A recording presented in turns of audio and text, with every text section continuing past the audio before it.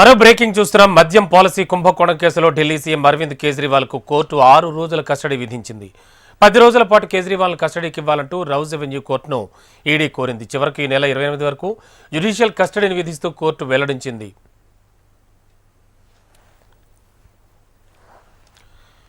ఇక liquor policy కేసులో కేజ్రీవాలే కీలక సూత్రధారని ఈడీ ఆరోపించింది. సౌత్ గ్రూప్ సంస్థకు నిందితులకు మధ్య ఆయన మధ్యవర్తిగా వ్యవహరించారని పేర్కొంది. మద్యం విధానానికి సంబంధించిన మనీ ల్యాండరింగ్ కేసులో భారీ భద్రత నడుమ ఈడీ అధికారులు ఆయన్ను ఢిల్లీ రౌజ్ అవెన్యూ కోర్టులో ప్రవేశపెట్టారు. 10 రోజుల రిమాండ్ కోరారు. మద్యం కుంభకోణంలో అరవింద్ కేజ్రీవాల్ కింగ్ పిన్ అని పేర్కొన్నారు. పంజాబ్ ఎన్నికల కోసం ఆ సంస్థకు చెందిన కొందరు నిందితుల నుంచి 100 కోట్లు డిమాండ్ చేశారని తెలిపింది. 45 కోట్ల ముడుపులను గోవా ఎన్నికల్లో ఉపయోగించారని, అవి 4 హవాలా మార్గాల నుంచి వచ్చాయని ఈడీ తరపు న్యాయవాదులు వాదించారు.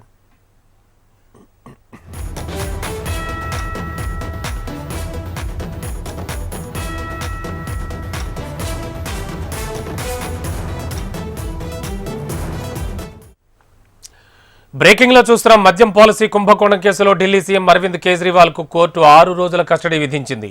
10 రోజుల పాటు కేజ్రీవాల్ ను కస్టడీకి ఇవ్వాలంటూ రౌజ్ అవెన్యూ కోర్టును ఈడీ కోరింది.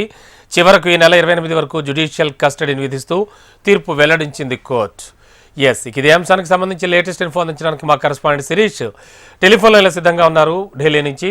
శిరీష్, ఏం జరుగుతోంది కేజ్రీవాల్ ఇష్యూలో? మొత్తానికి కవితకు కూడా ఇవాళ ఎమ్మెల్సీ కల్వకుంట్ల కవితదు ఇవాళతో పాటు ఇవాళ వరకు మొత్తం కస్టడీ అయితే అవుతోంది. అండ్ నెక్స్ట్ వీరిద్దరిని కలిపి కూడా విచారించే ఛాన్స్ ఉందంటున్నారు. మరి కేజ్రీవాల్ ఇష్యూలో ఏం జరగబోతోంది? అండ్ వీరిద్దరిని కలిపి ఖచ్చితంగా విచారించే ఛాన్స్ కనిపిస్తోందా ఈడీ? రమణ, దీనికోసమే మరోసారి ఎన్ఫోర్స్మెంట్ డైరెక్టరేట్ కస్టడీని పొడిగించమని చెప్పేసి కోరే అవకాశాలు ఉన్నాయి. సో మొత్తం మీద కనుక చూసినట్లయితే ఈ రోజు కవితకు సంబంధించిన ఈడీ కస్టడీ అనేది కూడా ముగుస్తుంది. వారం రోజుల కస్టడీ కూడా డైరెక్టరేట్ మరోసారి కవితను ఈడీ కస్టడీ పొడిగించమని చెప్పేసి కోరే అవకాశాలు ఉన్నాయి.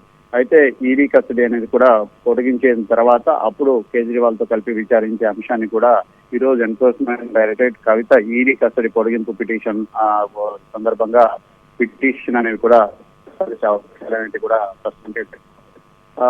సో కవిత సంబంధించి ఈ వారం రోజుల పాటు ఎటువంటి విచారణ జరిపారు, విచారణలో కవిత ఎటువంటి విషయాలను వెల్లడించారు, కవిత పిఏలు ఏం చెప్పారు, అదేవిధంగా ఎవరితోనైనా కలిపి విచారించారా, ఒకవేళ విచారించినట్లయితే అందులో ఎటువంటి అంశాలను స్పష్టం చేశారు, వీటన్నిటినీ కూడా అందులో పొందుపరిచి మరోసారి కవితకు సంబంధించిన ఈడీ కస్టడీ అనేది పొడిగించమని చెప్పేసి కోరే అవకాశం ఉంది.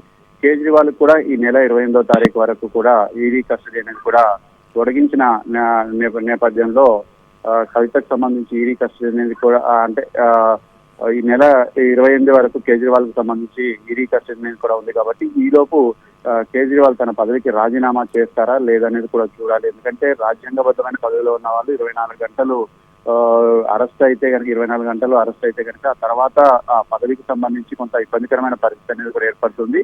సో మరి ఇటువంటి కేసు అనేది కూడా భారతదేశంలో ఎప్పుడు కూడా సంభవించలేదు. ఎందుకంటే అరెస్ట్ అయిన తర్వాత ముఖ్యమంత్రి పదవిలో ఉన్న వాళ్ళు రాజీనామా చేశారు. మరికొంతమంది అరెస్టుకు ముందు తమ యొక్క రాజీనామాలను సబ్మిట్ చేయడం అనేది కూడా జరిగింది.